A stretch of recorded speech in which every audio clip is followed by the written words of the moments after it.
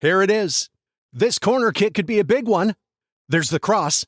He rises to meet it, and it's a car!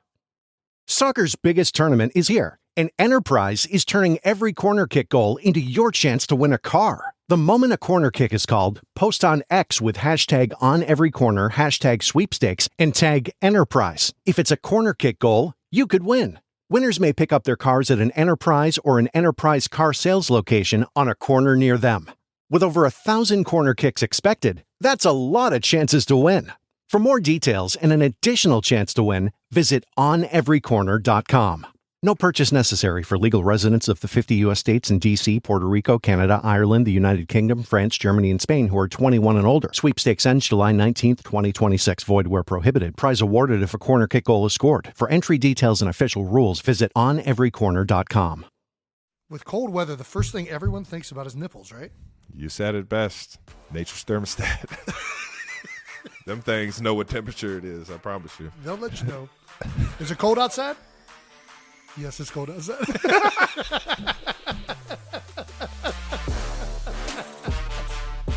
Welcome back to New Heights, ladies and gentlemen, boys and girls. A Jukes original show presented by Wave Sports and Entertainment. New Heights is a show about two professional bowlers. We are bowling. Oh, which one's which? Are you Ernie McCracken or Roy Munson? Which one am I? Who's who? I don't know. That's a good question. I think that I had some Ernie McCracken moments earlier this year, I think. You could definitely be Ernie McCracken for sure. And I could probably lose a hand in a unfortunate bowling accident. Guys playing with 9 fingers. That's right. Being Munson is maybe the official new term for making the Pro Bowl. Being Munson. Well, we are both Munson. And we are your hosts. I'm Travis Kelce. This is my big bro, Jason Kelce, out of Cleveland Heights, Ohio. New Heights are episodes that come to you every single Wednesday. Subscribe on YouTube and wherever you get your podcasts, and follow the show on all social media platforms at New Heights Show with 1S. And also visit homage.com/New Heights to check out all of our official merch. Jason, what we got coming up, brother? Got a great episode, Trav, as always. This episode, we're going to get into Trav finally finding a way to get a win over Geno Smith at something. Great dude, too. Great dude. That's good to know. The Eagles' unfortunate loss in Dallas. And we're going to get into the unblockable force that is J.J. Watt, officially announcing he is retiring following this season. Shout out to J.J., man. But first, as always, New news, old news, still the #1 sports podcast on Apple and Spotify. And now, according to Sports Illustrated, Trav, New Heights is officially the podcast of the year. That's right. Wow. It's what we do. It's what we do, baby. I guess not that surprising, but, here's what they said. It shouldn't be that surprising that when you put together two hilarious people who also happen to be brothers and current NFL players, you'd get a hugely entertaining and informative podcast. But it's still impressive to see just how well the podcast works. This season, it's undoubtedly helped that each brother plays for arguably the best team in their respective conferences. Both the Kelce brothers don't even have to lean on week-to-week in-game experiences to hit a perfect mix of football talk, personal anecdotes, and fun debates. Fun debates. I mean, that about sums up our show right there. I'll tell you what. Thank you. Appreciate Sports it. Illustrated. Yeah, very much. I must have knew I was a Sports Illustrated for Kids subscriber as a child. We were, yeah. Oh, yeah, baby. That was about the only thing we ever caught you reading was the Sports Illustrated. You know it, man. That and East Bay. You don't really read East Bay. You just shop and point. Look at cool shoes that they might have a discount on. Do you have a favorite Sports Illustrated article from growing up that you remember? I wouldn't say an article. I would say every single. It was a monthly. It was a monthly magazine. It wasn't a weekly one. So every month it would have certain athletes' birthdays in the back, and it was like a cardboard rip out. Like you could rip out and they were like little player cards of birthdays and some cool I don't know word about I don't know, anything that they liked, and I found out who all had my birthday, which is I got pretty good company. I got Mark McGuire, I got Patrick Waugh, also known as Patrick Roy in the Kelce household, because Dad only pronounces things one way. his way, a la our last name. And Grant Hill, man. Grant Hill, October 5th, baby. Yeah. That's good company. That is good company. I just remember the covers. The covers were always the things that I look forward to seeing. Who's going to be on this month's cover? I'm with you on that. One of the most legendary covers of all time, LeBron James, The Chosen One. That's right. That was a great one. The Chosen One. That was sweet. He had the Irish all-green jersey on, posing like he was Magic Johnson or something, throwing a no-look pass. It's pretty sweet, man. It's pretty sweet. Well, speaking of East Bay, did you know they just announced they are closing for good at the end of this year? Yeah. It's officially done. It's sad. They had a hell of a run, man. Shout out to East Bay, man. I mean, that's where East Bay and I feel like Play It Again Sports, where we got almost, and Dick's, were the three Kelce. Play It Again Sports, though. Yeah, we got a lot of used goods. Ed Kelce likes himself a bargain. It's always good when you go out there and ice skates that have been broken in by 3 previous owners' feet. And it just smelled like all 3 combined. You're out there on the driving range with actual wooden woods. What a guy, man! I'll tell you what, if you can hit it far with these guys, man, you can hit it far with the new ones. That's right. What a guy! All righty, well, little fan base name update. The 2 most popular submissions so far are undoubtedly New Heights Hooligans. The Hooligans. And the 92 Percenters. 92 Percenters is damn good, man. I kind of like 92 Percenters. I don't know why. It's unique. It's funny. Kind of hits on a lot of things. I love it, man. I love it. New Heights Hooligans, though, man, it's got a ring to it. It does have a ring to it, man. We also got an odd submission from our old teammate, Jordan Stepp. Jay Stepp, man. Yeah. The he real mankind. He reached out, had a fan base name, the Mules, or Mules, which is an ode to anybody who grew up in the Steubenville, Beaver Creek, Youngstown, that entire Ohio Valley area. Like that little, really, yeah. For some reason, the Mules was, being a mule was like the greatest term of endearment that you could come up with. It means you're a hard worker, willing to do anything for your teammates, but you're not just a goody two-shoes, you're a mule. You're a mule. You do all the dirty work nobody else wants to do. You're half jackass, so I specifically like it when they throw that R in there, that mural. Murals, yeah. Murals. Shout out to Jay Stepp and all the UC guys, man. Please keep emailing us your submissions at New Heights Show, that's 1 S, New Height Show @gmail.com. Once we get a clear top 4, we're going to put it out to a vote. It's the only way to settle it. Yeah. Got to do it Elon Musk style. Put it out to a vote. Vote it. All right. Fan mentions of the week, Trev. We got a mention from Patrick J. Walsh. Ooh, Mr. Walsh. He was out there on the internet making some Mama Kelce's, dinner rolls. Yoo-hoo! The Mama Kelce's famous dinner rolls. Is that what we're calling them? Mama Kelce's buns. Buns? Is that what we're calling them? That's what he called them. Time out, man. Mama Kelce's buns were a Christmas miracle. It's actually pretty fucking funny. It's great. He even made him into like a nice little Christmas tree. He's got it all glazed up and decorated. I mean, it looks great. They look good. My mouth is watering looking at these pictures. I'm not going to lie. He made those look awesome. Mama Kelce also made some for me on Christmas morning. That's right. Which I had them for Thanksgiving. You had them for Christmas. Yeah. Well, you know what the difference was? Is you probably had them with like a bunch of people around, so everybody had one. I ran through 2 dozen by myself. What? We watched 2 Christmas movies, and I just sat down there and just...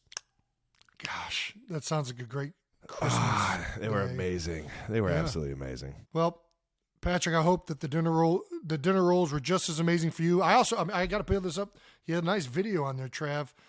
Spot on with the new news. A very festive baker. New news.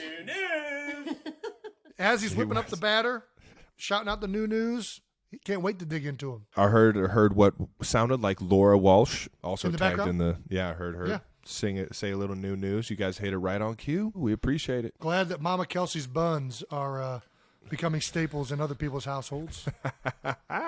Let's get to some more dumb topics. Our next topic is our No Dumb Questions section. Just dumb people. No dumb questions, just dumb people. Yeah, this is our fun segment where we try to answer some of the not dumb questions that you guys may have out there. This week, it's from Chad Masters. So Chad says, I have a friend who adamantly says that head coaches that do not call plays don't matter during the actual games. We all try to reason with him, but he doesn't listen. So his question is, for no dumb questions, do head coaches that don't call plays matter during games? You want to start it off, Trev? 100%. I mean, there's clock management, game management decisions that somebody has to make, and that somebody usually has 51% of what's going on the field and what's going on in a team's, locker room, huddle. Outside of the play calling, there's so much more that a head coach needs to do on game days. Even if it's an offensive coach that does call plays, he's got to understand what's going on the defensive side at all times. You know what I mean? You can't. You have to know when to challenge, when not to challenge. The certain rules that are happening, especially in like situational football, late in games, late in the half. There's just so much that goes into being a head coach outside of just offense, defensive play calling. That's for damn sure. No doubt, especially as you become more aware of like the different situational decisions that have to happen.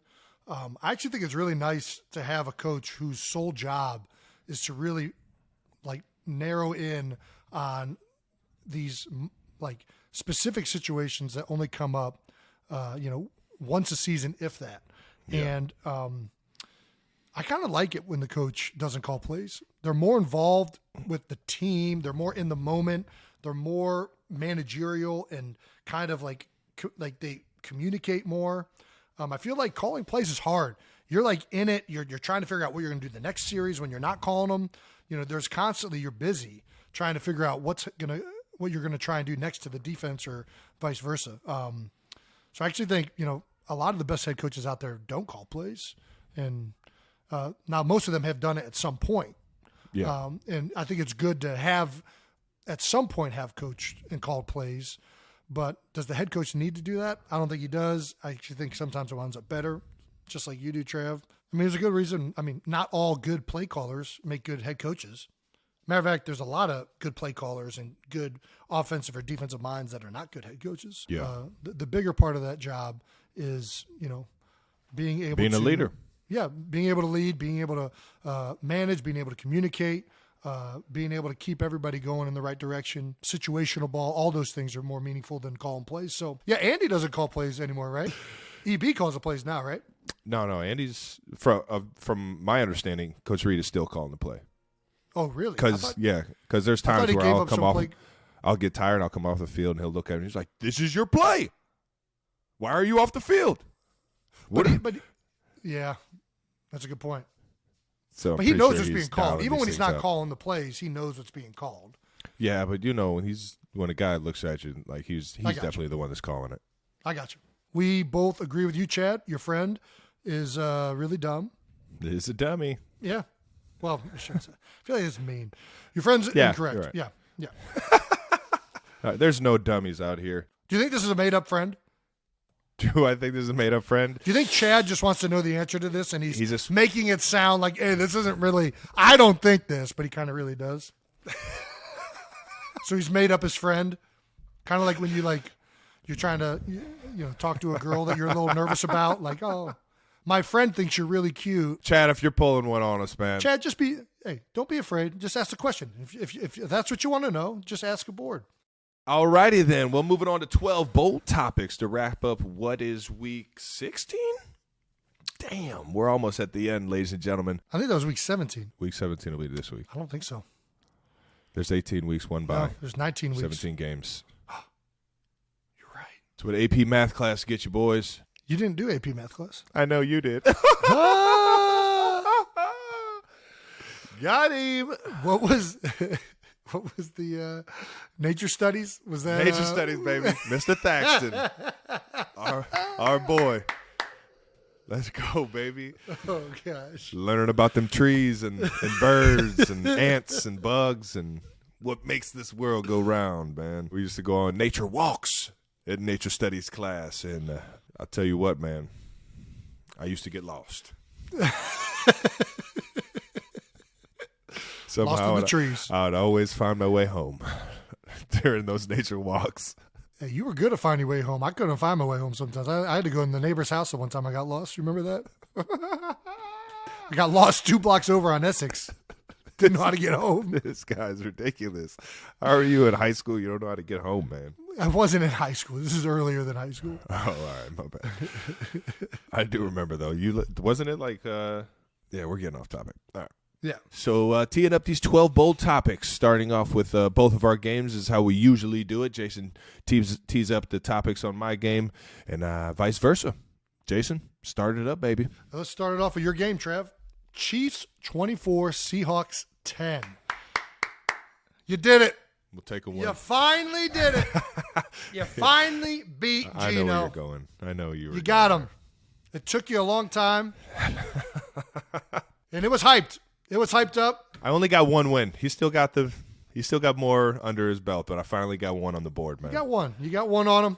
Sports Illustrated called it the biggest NFL rivalry nobody knew about, including Geno. Geno said he might line up at safety. I don't think he did. He didn't line up at safety for the game. He didn't. We got to get that next time. Even the Seahawks tweeted about it. Yeah, they smoked me. That was pretty good. Showed a video of Patrick Mahomes and Geno Smith talking pregame. Looked like giving each other a bunch of love and respect. And the Seahawks tweeted, probably talking about Travis's West Virginia scholarship that never happened. Well played, Seahawks.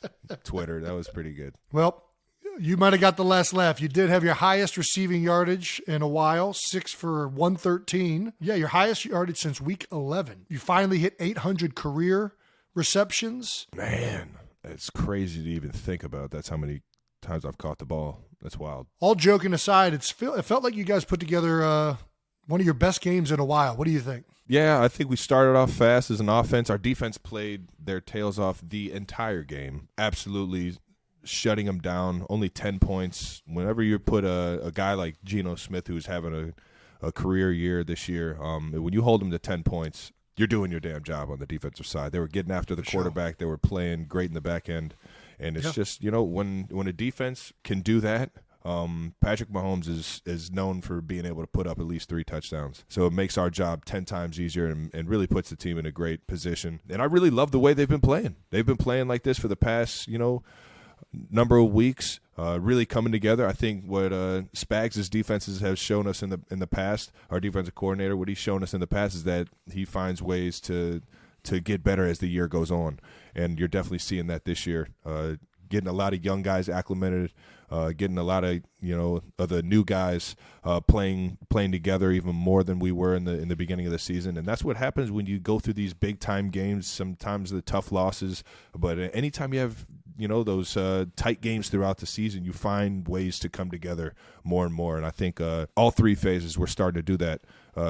Coming down here into the stretch of the season, and that's when you want to be playing your best ball, man. No doubt. And it felt like it was particularly impressive. It was your first double-digit win since November 27th against the Rams, and you did so in 10-degree weather. It was 10 degrees at kickoff. It was sunny and 10 degrees at kickoff. I think it got up to like 20. Are you saying it wasn't that cold? Is that what you're saying? Yeah, I played in what felt like way colder games. Was it not windy? There's no wind? There was a little bit of wind, but not enough to make you, notice it. Like, I'm not out there like, man, this wind is ripping my nips apart right now, man. I was about to say, why is it the nipples are the first thing everybody goes to? That's the first thing I went to. With cold weather, the first thing everyone thinks about is nipples, right? You said it best. Nature's thermostat.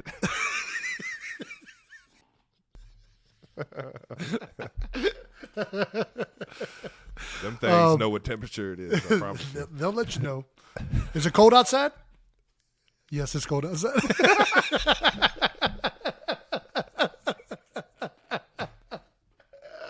Oh, my gosh. Speaking of nipples, Seahawks were shirtless before the game. Did you see that? Did you witness that happening? You saw them with the nips out? Nips out. Yeah, I was walking in the stadium, and I saw a few guys warming up without their shirts on. I don't know what message that's sending or what that does. Why don't you just warm up every time with your shirt off if that's what you're going to do. Maybe they do. I don't know. Maybe that's why they do. And maybe they do. It's a good point. Maybe they do. The shirtless warming uppers. I'll tell you what, they probably got a cool pic out of it. Everybody's wearing ski masks with no shirts on. You got the fog coming from your face, your breath fog. Probably a pretty epic photo. It's the coldest game at Arrowhead since Week 15 of the 2016 season. Did you know that? Oh, no, yes, because I played in that game, and that game was fucking cold. 1 degree. High wind too. We did not throw the ball very much in that game. We ended up losing that game. That was the Tennessee Titans, man. Was anybody shirtless for that warm-up? It's a good question. I don't know.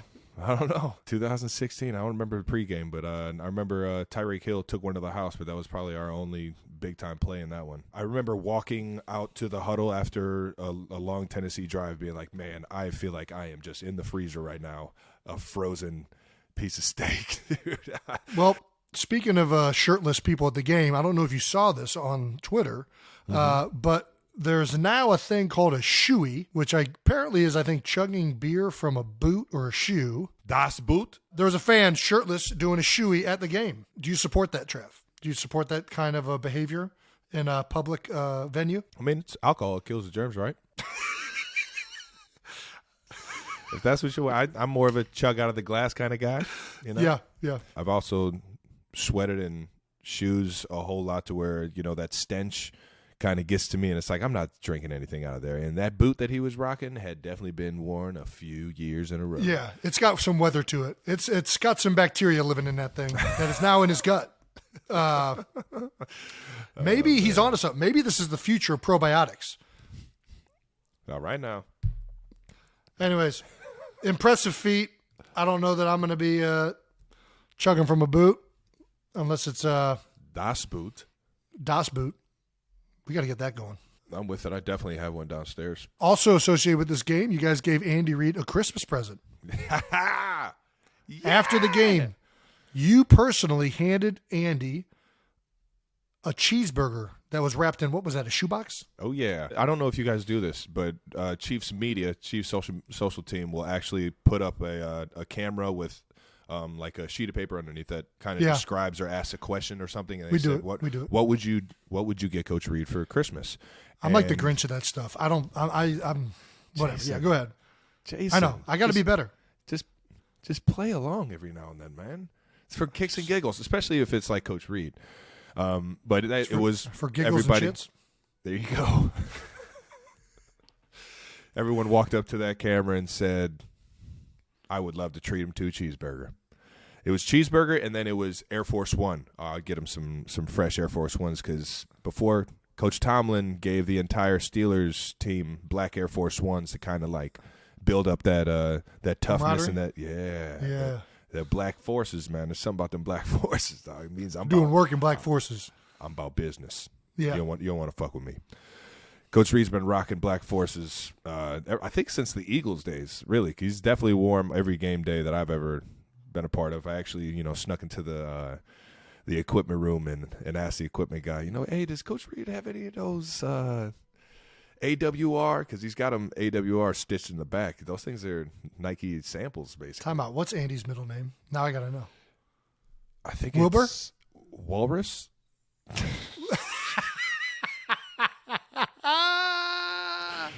AWR. I'm pretty sure it's Walter, and it's out there. I think. I don't know. Is it? Walter? Can we get on that? Do we have production team helping? It is. It's Walter.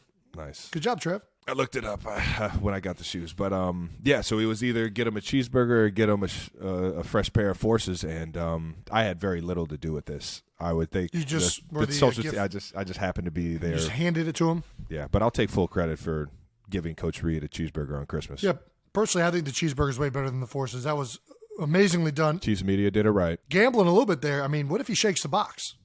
He kind of, if you watch the video, he kind of shook. He rattled it? He tried to, he played along and kind of like peeked in there a little bit and shook it up just a little bit. And I was like, no.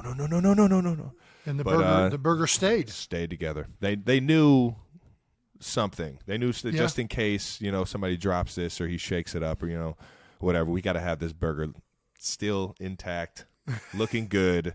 And I'll tell you what, I don't know what it was, but that burger did look good. It was something about the bun was like real shiny and You get a good bun on a burger. Whoo, baby.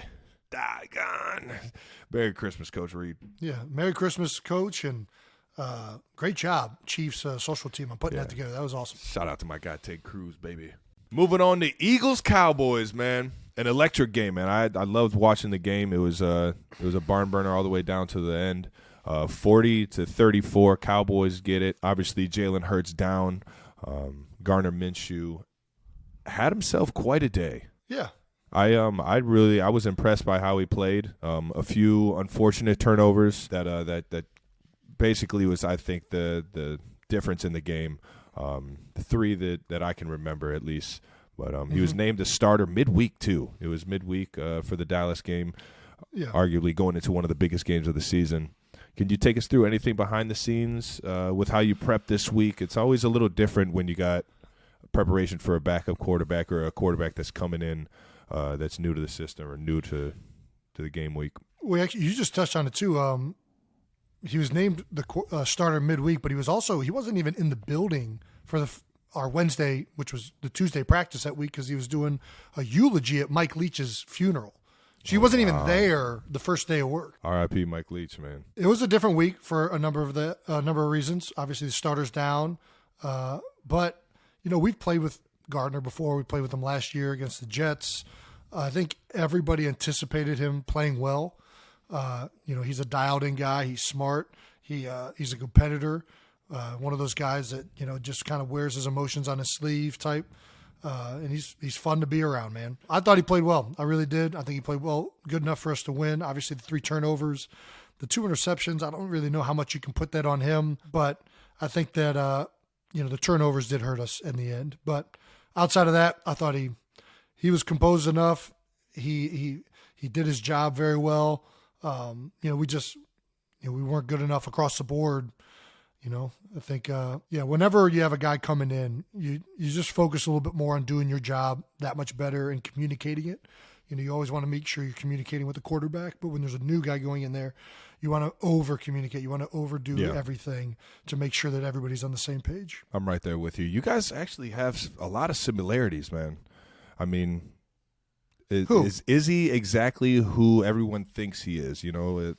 Some notable things to talk about are he tried to break his own hand with a hammer in order to gain an extra year eligibility at Eastern Carolina. You gained 60 pounds just to get a scholarship. In college, Gardner Minshew used to stretch in the locker room, only wearing his jockstrap. Brought that ritual with him to the NFL. Did you see him in there? I have not seen him stretching with his jockstrap, but I guess we are similar in that sense. Sometimes I'll just wear my jockstrap and go put my pre-workout in the middle of the locker room, just strutting my stuff. Just strutting, yeah. And you did the ESPN body shoot, not scared to show off your body. Not ashamed at all. Lived in an old person bus. Prison. Old prison bus.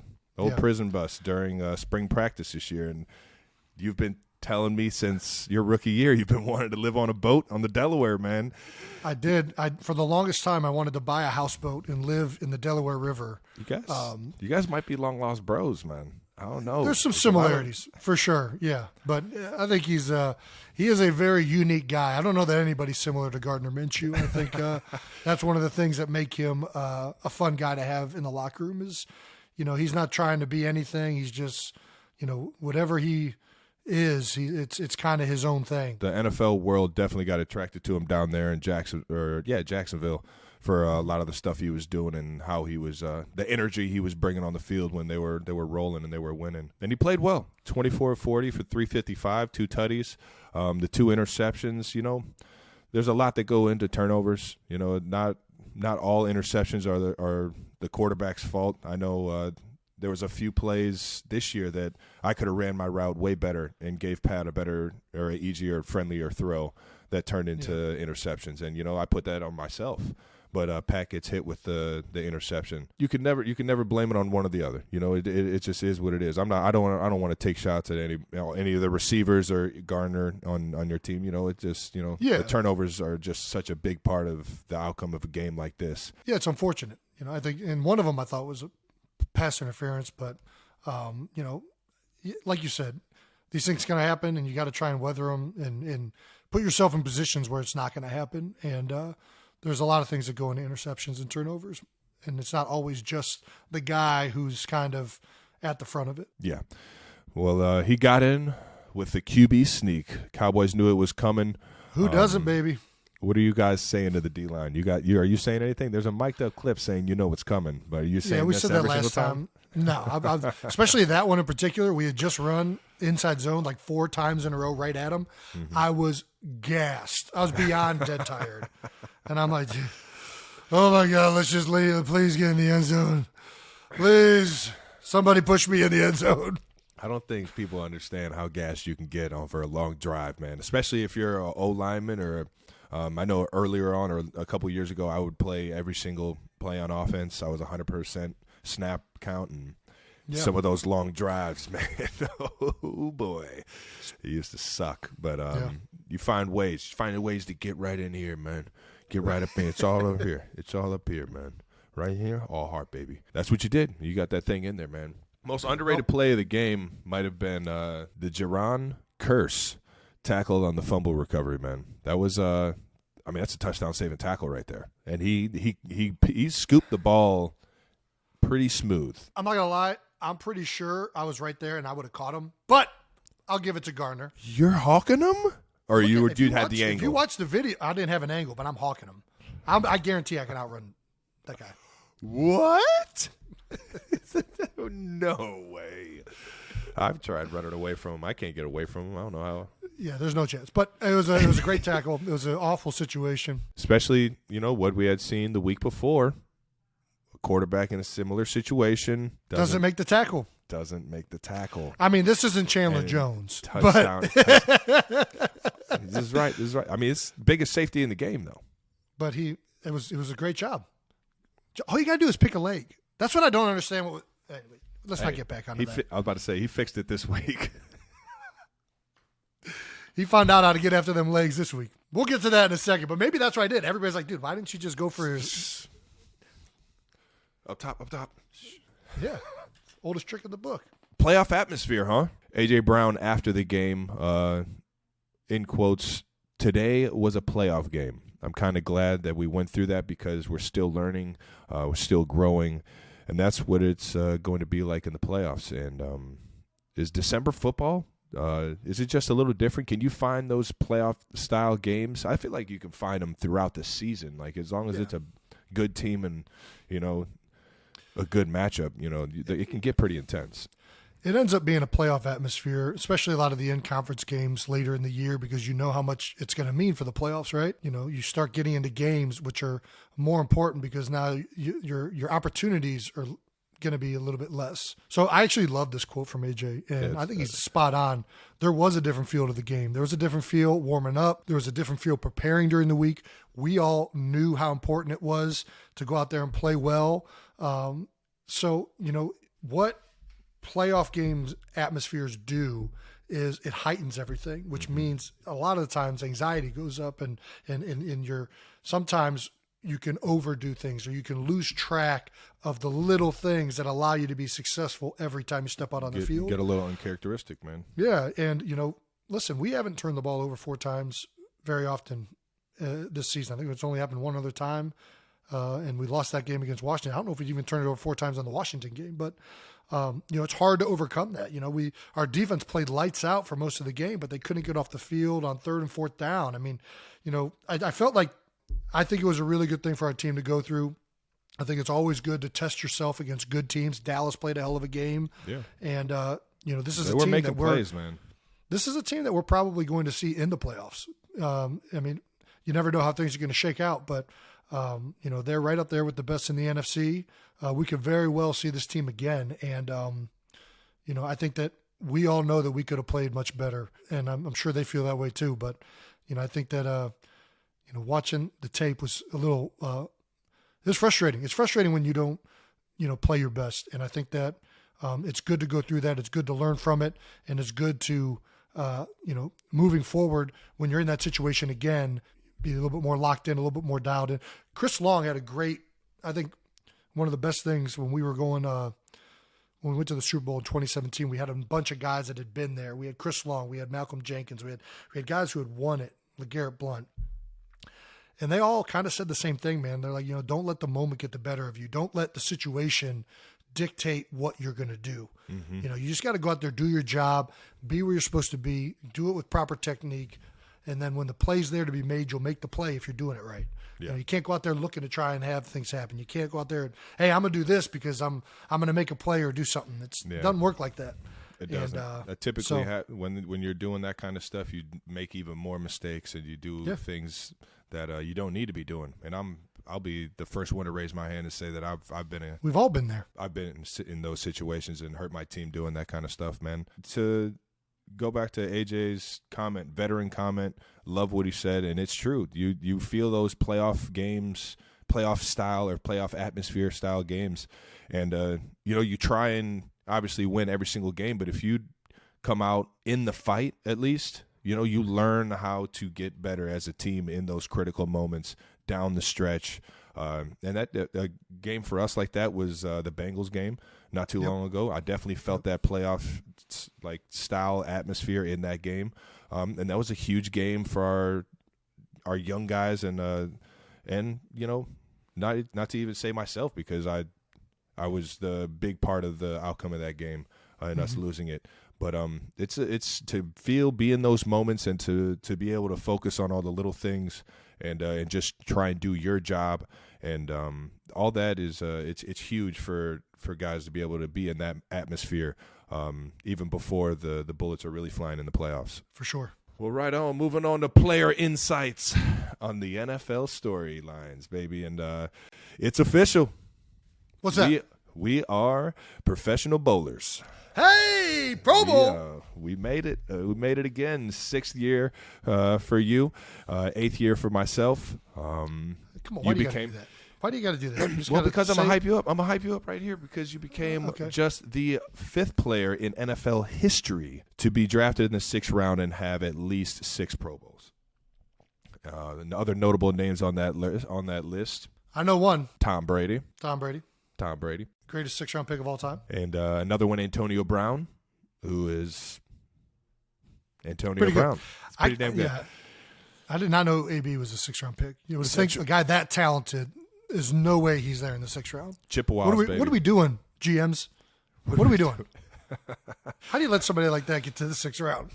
I don't know. He definitely had some success. I remember watching his highlights at Central Michigan. Shout out to all the Central Michigan guys out there. Eric Fisher, what's up, baby? And then 2 offensive linemen, Ken Gray, Cardinals guard, and Vikings center, Matt Burke.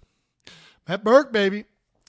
Vikings and Ravens. Won a Super Bowl with the Ravens, actually. Ooh, that man got a ring. So that's pretty good company, man. Congrats on that. That's awesome. Yeah, it's cool. I feel like it's like, I don't know. Cool. It's awesome. It's an awesome. I think Pro Bowls are a blast if you end up going to them. But you try your best not to go to Pro Bowls. There you go. But a fun little stat line with us having 14 combined Pro Bowls. Now we only trail Peyton Manning and Eli Manning, as well as Bruce and Clay Matthews Sr. as for the most Pro Bowls by brothers in the National Football League. So we're 2nd place right now. Yes, we trail only those 2 sets of brothers who both have 18. We're sitting at 14. Yeah, so that's gonna be tough. Looks like you got to play 2 more years. Yeah, you're gonna have to play another 5 years, Trip. Who else do we got? We got the Watt brothers. Hopefully, I can. The Watt brothers Pro got to be Bowler up for there. The next 5.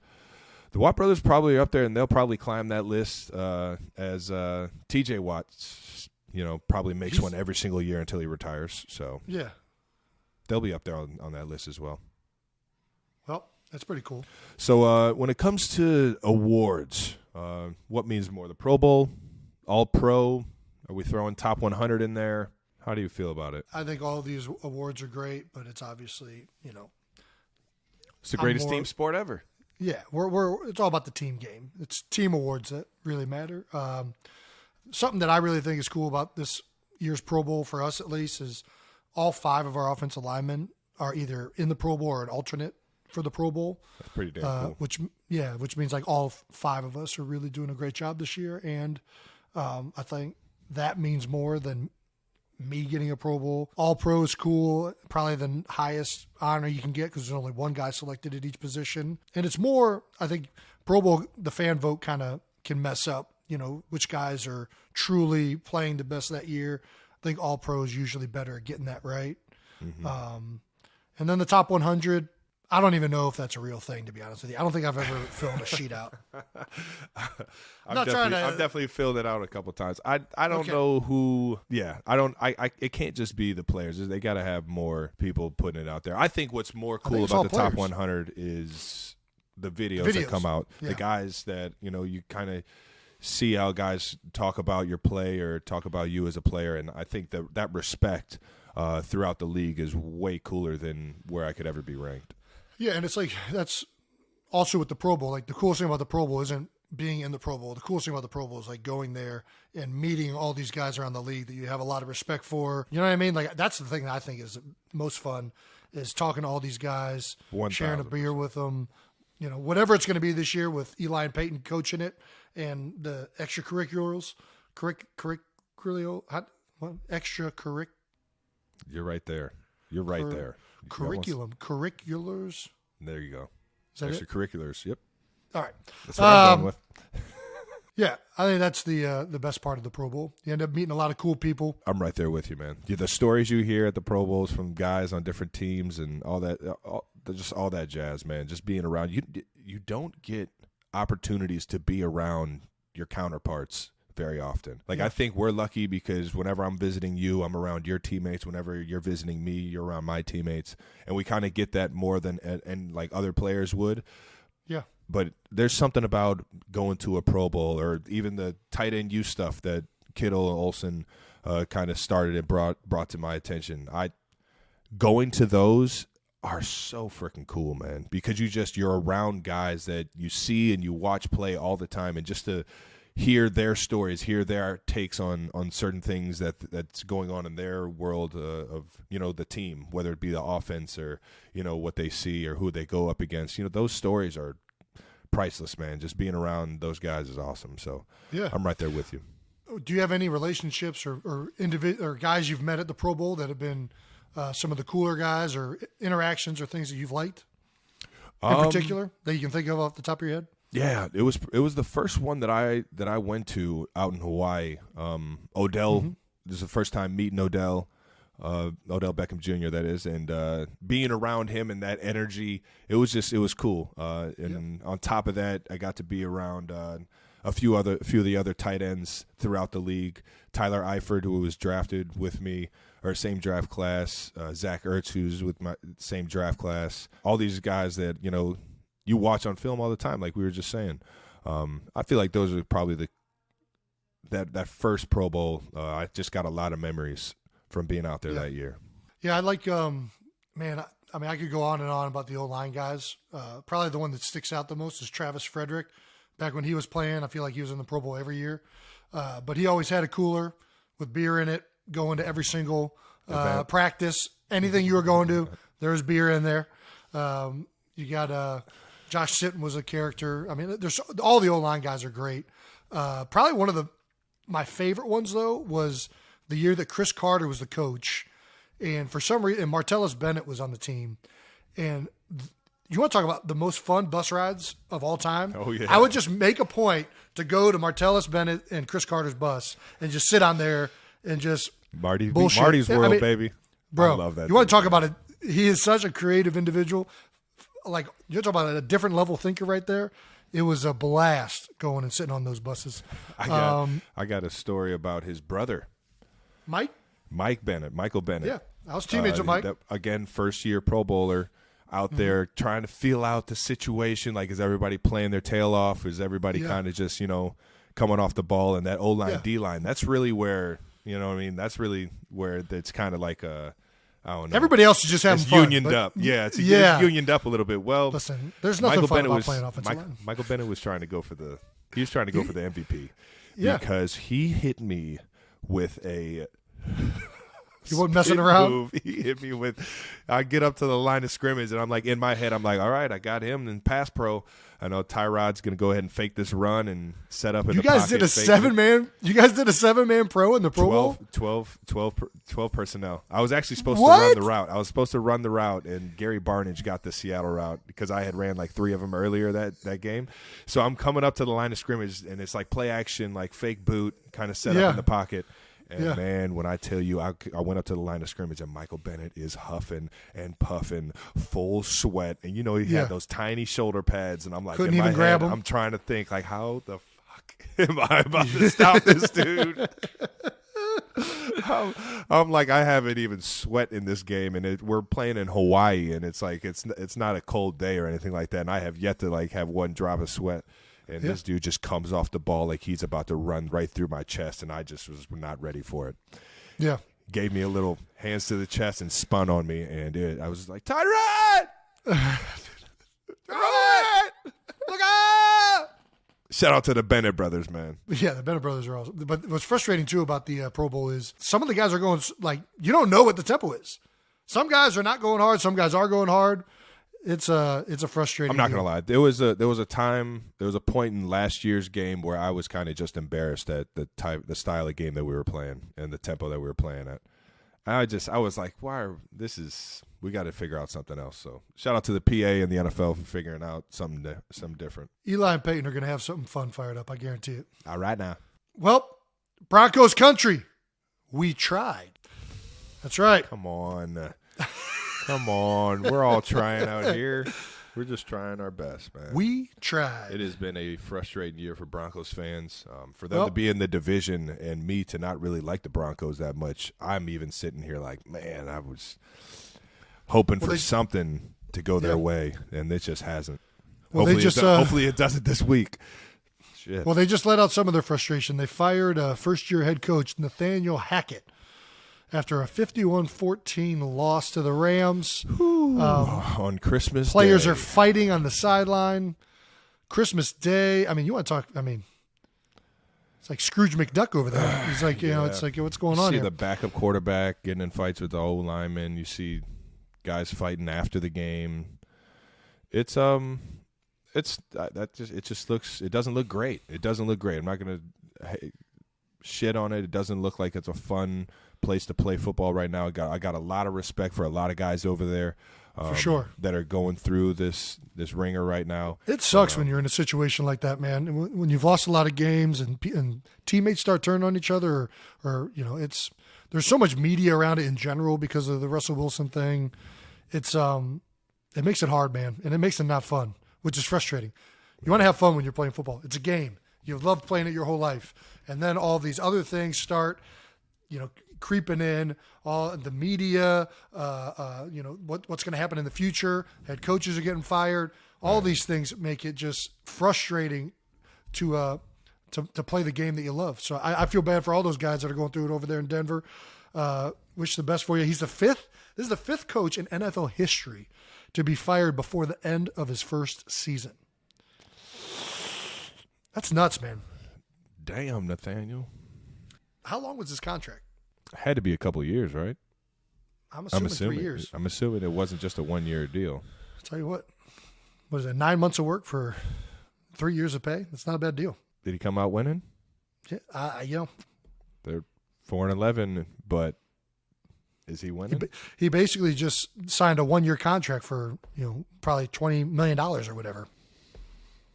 It's not bad. Ruin your whole reputation, I guess, but chill out. He'll be all right. He'll get another job. He'll build it back up. He's been a great coach. This is so much more than just the head coach. I think there's a lot of things going on there. Head coach is always going to be responsible. You're the head coach, but there's a lot of things going on right now that it looks like is going wrong up there. But I don't want to. You guys are going to play him next week, so yeah, and can't get caught up in any of that. As we'll get to more of the Broncos stuff later on. Moving on to Mac Jones' dirty play. Man, hate to see it, man. You hate to see it. The internet is up in arms over Mac Jones' hit on Eli Apple, a guy who talks a lot of shit and Does Mac he? Jones probably got fed up with it. I think that might have played into it a little bit. But No. Jones, You think so? Jones threw his body at Apple's legs while Apple was chasing after Patriots wide receiver Tyquan Thornton during a fumble recovery return. Yeah. Man, hate to see it, man. Hate to see it. That kind of stuff has no business in the league. I've gotten caught up in some fights here and there where it kind of looks like I'm a dirty player and I just got frustrated. And you try and keep your composure in moments like that, especially when things aren't going great. That's when it typically happens, when frustration adds to, not having success onto the field, and now it's just a big ball of fuck this, and you just do something stupid. Yeah. I've definitely had to, tighten some things up on my end. You've had some personal fouls? Just a few. You've had some unsportsmanlike conducts? I had one like 2 weeks ago, man. Stop it. The league will review Mac Jones's low block on Eli Apple for potential discipline. He's going to get fined for sure. He's got to get fined. You can't try and cut. No, the league's got to make a stance on it. I actually really don't think. I know it's dirty on the level of like dirtiness. I don't really think it was that bad. Let's turn on some 1980s football and you tell me what's dirty. All Listen, right. I watched the play. The first time I saw it, I thought it was dirty as hell because like Eli Apple wasn't even involved in the play. Like he's like 3 people back from where the ball came. Like it was just very weird. Yeah. That he chose to do that. But I feel like it's dirty. If he would have like went in at his knees like hardcore and tried to like hurt him. Yeah, it looked like he was just trying to get him down. It looked like he just kind of lied down in front of him, like like a sad dog. Like he just kind of like sat it. He just kind of sat it down. He got tripped over. I didn't think it was like intent to injure, like everybody's making it out to be personally. It's definitely not acceptable. I think it's what he did this time mixed with what he's done in the past. He's got some other questionable ones that I think are more dirty than that one. The sliding with your leg up and kicking a guy, that's dirty. Well, that's a Tom Brady used to do that, didn't he? Who else used to do that? So I think most quarterbacks quarterbacks slide with their leg up to kind of protect themselves from guys coming in late on them. I think that's normal. But when you kick at the guy, I think that's dirty, especially in a league that does everything to keep you safe. I think that's dirty as hell. But yeah, you being quarterbacks, I hear you on that. But it's definitely they're starting to call him the Grayson Allen of the NFL. Are you hip to Grayson Allen? No. Yeah, shout out to Grayson Allen. He did some messed up shit in high school, what did he do? College. He was doing the stuff like hitting guys in the ribs. Just some old school, good, hard nosed basketball, man. I'm not. That's sure. what I'm saying. There's I can't like remember. dirty... I think he was definitely doing some stuff that was uncalled for sure. Unless he's like hitting guys with the nuts. I think that's exactly what he was doing. Well, that's dirty. That's straight up dirty. Yeah. I don't think it's as hyped up as everybody's making it out to be personally. I just think the league needs to come in and say, hey, listen, you can't do that, and we're going to fine you because that's an illegal play. But I don't think it was as much of an injury attempt as people have made it out to be. But I do think he should be fined for it. That's kind of my stance on it. His statement after the game was just kind of went down in front of him and tried to stop a fast guy from getting to another fast guy. Just split-second decision, and there's not a lot that goes into it. There's no hard feelings and definitely no intentions to hurt anybody on that play, which I think that's fair. I don't think he was trying to hurt a guy. I think he was just frustrated and said, fuck it. Well, I think he got posterized by Chandler Jones the week before, and he wasn't going to go up top on the guy. All week, they probably told him, hey, go low. Go low. Go low on him. What are you doing taking the big guy up top and getting stiffied? What are you talking about? Just go at his legs. So he's over here running, split-second decision. All week they've been saying, hey, just go at his legs next time. Goes at his legs. This is true. Well, at least he's learning week to week, Yeah. Now he knows he can't do that. Now he's not getting posterized, but he's kind of being made out to be one of the dirtiest players in the NFL. But yeah, I don't want to rag on him, man. Mac Jones got me a Pro Bowl win last year and an extra couple grand. So you know what I'm saying? Shout out to old Mackie Jones, baby. I don't think this is as bad as people are making it. That block used to be legal, that was my favorite. 4 years ago. That was my Cut favorite. block? Open field cut block. But this is the thing. It wasn't a cut block. This was the other team had the ball. He wasn't even block. That's what's confusing about the thing. Like he blocked somebody who already had the ball. Like, it was just very odd to even do it. That's what makes it kind of dirty. I don't think the knee thing was really that bad. It was just that, like, it didn't affect the play at all. You just went low and tripped a guy for no reason. That's what makes it kind of like, all right, you're being a bit of a weenie, Mac. All right, we got to stop that. L7 weenie. Oh man. Moving on. All right, moving on. So, a little weird playoff scenario for the AFC South division. Regardless of what happens in the Titans and Jags games this week, This is wild. the division will be decided when they play in the last game of the season in Week 18. Yep. The winner of that game will win the division and go on to the definitely Essentially, weird. This Yeah, week their games does are not weak. mean a thing. The games this week are meaningless. Makes you question, do we just rest our starters? Do we rest, some guys at this point in the season could use a week off to play a good, meaningful game. That's why you play so hard during the season, so you can get that bye week in the playoffs, because of how much, towards the end of the season, a week off actually matters. But it's just, it's a weird scenario. I don't know if I've ever heard of this. Well, these kind of scenarios, whether it's the last game of the year that isn't going to impact playoff situations, or for these teams that are already out of the playoffs and now all of a sudden it's like, okay, if we lose, we get a better draft pick, but we can't lose on purpose. These are always weird situations to be in, and I feel like you don't want to be in too many of these situations because you don't want games to ever feel like they're meaningless, in my opinion. You always want players to think that every game counts, every play matters. That's the kind of culture you want in your building. It's a little bit different when you're kind of like doing it for a better opportunity in the playoffs. You know what I mean? Like, it's like, hey, we're going to rest guys because we want to win a playoff game. Then it's like, okay, this is being smart. But certainly in the other realm, when you're, already eliminated, it feels weird. It does. And it's a tough one for, I think, coaches and teams to navigate properly. You still have to make it feel like you still have to communicate that there's something to be gained from the game.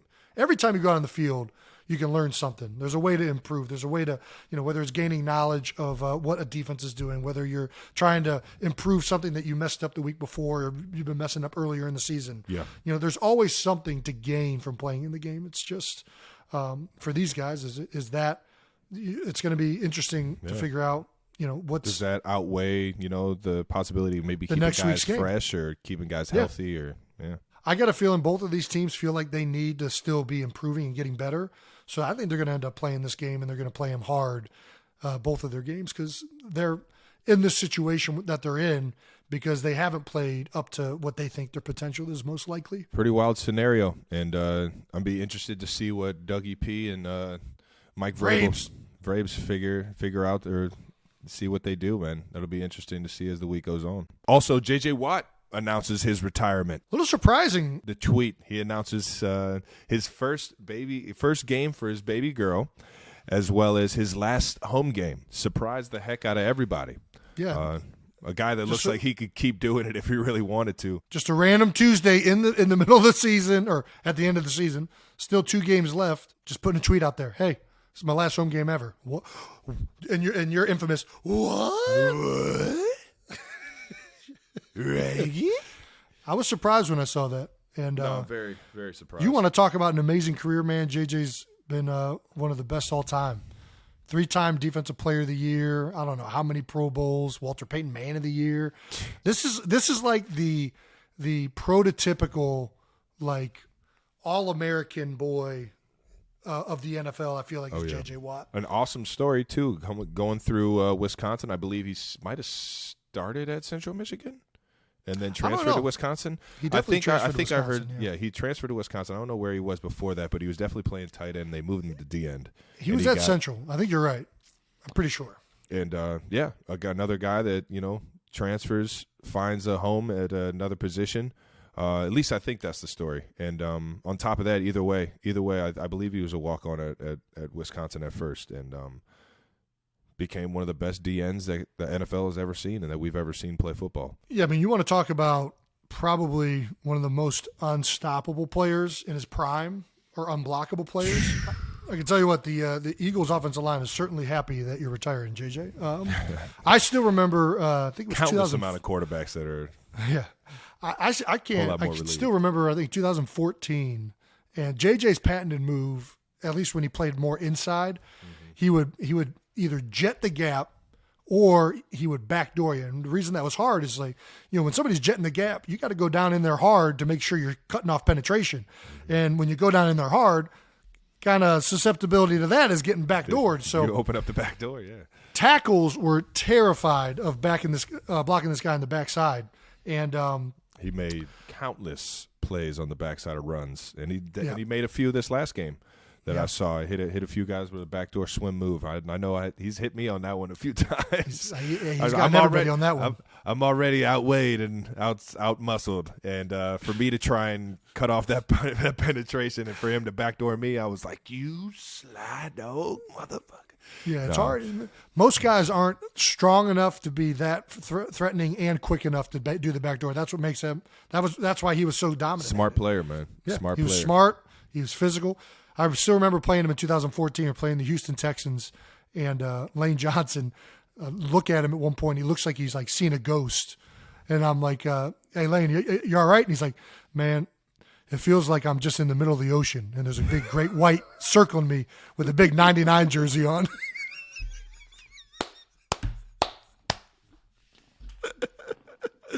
I thought that was one of the best that's lines a Pro Bowl all right time. tackle right there, a perennial. One of the best in the league, and he has to say that about J.J. Watt, man. That's hilarious. Hey, when J.J. was in his prime, he was damn near unblockable on the backside of these zone plays, and that was our bread and butter. We used to run inside zone left, inside zone right, and man, he would backdoor those tackles or guards, and it was hard making any movement on J.J. So yeah. The ultimate game record, man. And he found himself in the end zone, honorary tight end, man, down there at the goal line. That's right. I forgot about all that. Yeah. Him and Vrabes are the two that I definitely remember being those honorary tight ends that were on the defensive side. Maybe that's why he felt so passionate to help out those hurricane victims, because he was the hurricane. You ain't lying. In the NFL. Moving on to the New Heights Stamp of the Week, baby. This is where we shine light on guys taking their game to new heights. We usually stick around the NFL, but we'll bounce around from college or just something that we see inspiring out here in the world. Jason, who you got this week? Who's your New Heights stamp? Man, I got to go Justin Jefferson. Whenever you break a record by the probably the receiver. Yeah, I mean, I don't think I ever saw a receiver that was more impressive watching than Randy Moss. And Justin Jefferson just broke his single-season Vikings record for yards in one season at 1,632. He also broke Chris Carter's, another legend, record of 122 catches in a season. So he's in good company, and he's taking his game to new heights if you're breaking records by those guys. 122 catches with 2 games left. Games left. I know we're playing 17 now, but still, that's wild. He's 209 yards away from breaking Calvin Johnson's 16-game NFL record of 1,964. Yep. So there's a chance he can get that done. Cooper Kupp came very, very close last year, and I expect Justin Jefferson to get that one, assuming that he plays in the next 2 games. What happens with the records from the 6? Are there like asterisks in the record books for like 16 games? I mean, we talked about this last week. Jim Brown played, I think, 12 seasons or something like that. Yeah. You know what I mean? Like what? Mike Dick had played like 8 and he had 1,000 yards. It was something stupid. He was like the first tight end to get 1,000 yards, and it was like, not even 10 games in the season. Wow. It was bogus. I might have just pulled that out of my ass. But yeah, Dick definitely played in the era of definitely not 16 or 17 games that we're playing. Yeah. So does it still count? Does it mean less? It counts. I mean, it sure counts. It sure counts. But if you get almost 2,000 yards, I don't care how many games. That's impressive. That's a hell of a feat. That's for damn sure. He was asked about the possibility of a receiver winning MVP, and his response was, having the type of season I'm having, I feel like that's a conversation that needs to be had for me to be the MVP. Talk your shit, JJ. Advocate for yourself. Talk your shit. I like that, man. I like that. I think he is 100% the MVP on that team for damn Yeah. sure. The way he's No playing, question. how he's getting these yards. I mean, these aren't easy catches. He's making spectacular catch after spectacular catch, breaking guys off left and right, getting wide open. He broke off one of the best cornerbacks in the league in Stephon Gilmore on a fake hezzy slant. It was crazy. It was a goal line route and kind of just put him in a blender for a touchdown. It was the return stop and go. It was a crazy route. It's a made up route, as they all are. All the good ones are made up. All the good ones are just on the fly. But shout out to JJ for taking his game to new heights and keep it going, man. I hope you get both these records and all the records this year, man. But I'm going with the tight end, baby. Shout out to tight end you. Oh, shocker. You gotta show love, baby. I know. Tease, you know what I'm saying? Especially when you're taking your game to new heights like Shane Zylstra. Yeah. The Zylstra. Zillmeister. It's got to be like Greek or something like the that. Detroit Lions tight end at 5 receptions, 26 yards, and 3 touchdowns, baby. Almost had the Al Bundy. Almost had the Al Bundy, baby. A very similar stat line to me getting 7 receptions for 25 yards. Selfish game. He better have been run blocking to get that and stat 4 line. touchdowns. Not a terrible game, though. Not a terrible game. You get 3 touchdowns. You're happy You're balling, with it. baby. You're balling, Yeah. baby. And you play for a tight end coach. You gotta 5 love for it, 26, so he averaged 5 yards a catch, just over.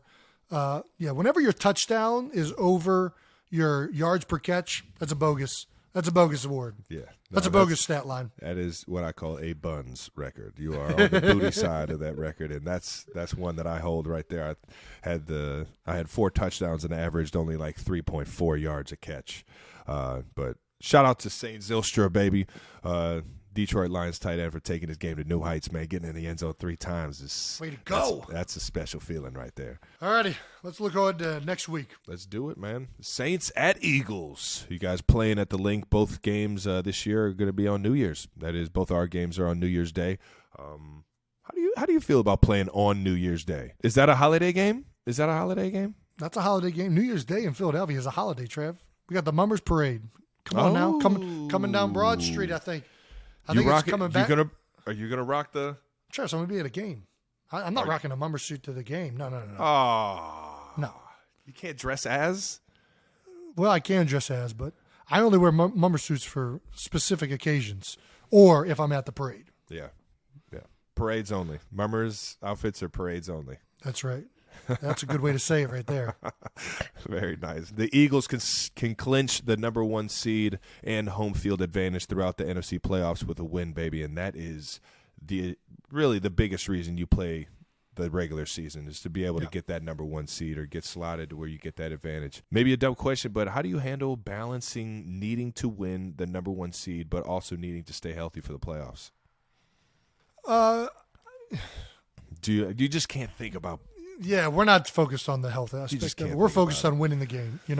I think at this point it's too early to worry about that. We got to go out there. We got to play a game against a really good team in the Saints. I don't care that the record is below 500. These guys have great players on defense, especially their D-line. Their head coach, who was the defensive coordinator for a long time, Dennis Allen, is one of the hardest ones that I've ever been up against. He can scheme things up. It's always going to be a well-coordinated defense when he's there. 1,000%. So, we got to go out there. We got to play a good game. We got to win the game, and that's going to be our focus. You can't worry about all that other stuff. You're worried about that other stuff, you ain't going to be doing anybody one bit of good for that game. The best way you can handle it is play your tail off this week, get that win, and then get 2 weeks to maybe rest up. Everything else will sort itself out. You already stay in the moment. That's going to be what I'm preaching. I'm sure it's what Nick's going to be preaching all week. To go up against my guy, all the veterans. Cam Jordan, baby. I love me some Cam Jordan, man. One of my favorite personalities and just great people in the NFL. I like him when he's not on the field. I really enjoy Cam not blocking him. He's a great guy. Blocking him is difficult. So I'm right there with you. I'm not sure if I've ever had a good rep against Cam Jordan. But they got some guys in the back end. Hopefully, they got guys all over the place. They're a good team. They got good linebackers, good defensive linemen, good DBs, and they got a good head coach, defensive coordinator. So I'm not, we're gonna have to play. We're gonna have to play a really good game in order to beat the Saints, and that's all I'm focused on. All right now. All right, you guys got Broncos at Chiefs. Yeah, talking a little bit about it before, man. This team is this team's got some shit going on in the organization. They're soul searching right now. They just fired their head coach. Yeah. And if you've looked at the other teams that have fired their coaches, they're kind of bouncing back a little bit. The Panthers have won some games. The Colts They won the. Did they win the first game that Jeff? I think they won the first one. That it was close. I'm pretty sure they got the win. Yeah. So I mean, listen. For some reason, teams with new interim coaches have fared well this year. It seems like, and I don't know if it galvanizes people. It kind of like brings the guys together. I don't know what's going on, but you're going to get a fired up Broncos team. That's for damn sure. That's for damn sure. And they still have one of the best defenses in the league. Outside of getting scored 51 points against the Rams on them, the Rams scoring 51 points on them, it is that you can't look at any of that stuff, man. You got to look at what's real, and these guys play hard, especially on the defensive side of what we got going. These guys play hard, they play together, and they don't give up a lot of points. At least that's what it's been like throughout the season outside of last week. And, we had a little bit of success in the first half last time we played them, but it's just so much harder to beat a team twice, man. And because they know how you're going to attack them and kind of get more ingrained in the matchups, and it becomes just a little bit more of a mental game than a physical game. So we'll see. It's we still have a lot to clean up. Especially on the offensive side of the ball, as a team playing together, putting an entire game together, all 4 quarters. I don't necessarily think we've done that. We've gotten close on a few games, and this game is definitely gonna be one of those 4-quarter games that we gotta come together for the whole thing, man. All 60 minutes.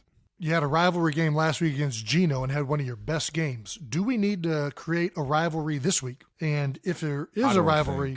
No? Because, I mean, the Broncos are just rivals in general. But who would it be if we were to create a rival? What player? Would you go defense or would you keep it still on offense? Would you go Alex Singleton? The tackling machine, Alex Singleton, former Eagle? Oh. Shout out. The Montana State. Yeah. CFL defensive player of the year, right? I didn't know that. I think so. That's a fun stat. Pretty sure. No, it would probably do you go quarterback again? You go Russell? No, I beat Russell the last time, but that was the first time I beat Russell. Yeah, because I lost to him in college. He's a fashionable guy. Maybe you guys you lose in fashion. I'm not sure. What is it? What has he been rocking the games? What does he rock? I feel like he's a fashionable guy. I don't know. He's married. He's married to Sierra. He's got to be fashionable, right? Yeah, she's definitely got him buttoned up for sure. For sure. Who else? It would probably be the safeties. I got a lot of respect, and I actually train with both Justin Simmons and Kareem Jackson. Kareem, I've been going up against him since we got in the league together. He's won before with the Houston Texans earlier on in my career, and then when he moved to Denver, I've been seeing him twice a year. And that dude is no slouch, man. He's been an unbelievable staple for every defense that he's been in. A smart guy, physical guy, can play in the box and he can play deep. You can put him in man-to-man coverage. I mean, there's been a lot of back and forth between me and Kareem here. I see what you're doing. Showing love to the guys that I train with. And trying to lull Kareem to sleep. I see what you're doing. Trying to do the Derwin James. You're trying to do the Derwin James to him. Yeah, well, it didn't work for Derwin, so I don't think Kareem's going to fall for that one either.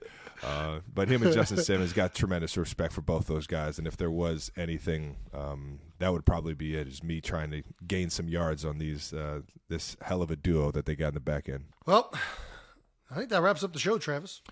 That's it, man. That's it, man. We're already done. What else do you want to talk about? I think we got it all. Congrats again, JJ, on a fine NFL career. I think we hit everything. If JJ was anybody in a fictional movie, who would he be? Of all the fictional, I feel like he'd be Gary Bertier. Nah, you got to go body frame, Mr. Incredible. No, I'm talking about football, sports. He's Gary Bertier. Gary Bertier? I can see that. Like a buttoned up. Stroll side! Left side. Just give him a chance, Mom. Team? What team? I don't want to get to know him, Gary. I don't know where I was going with that.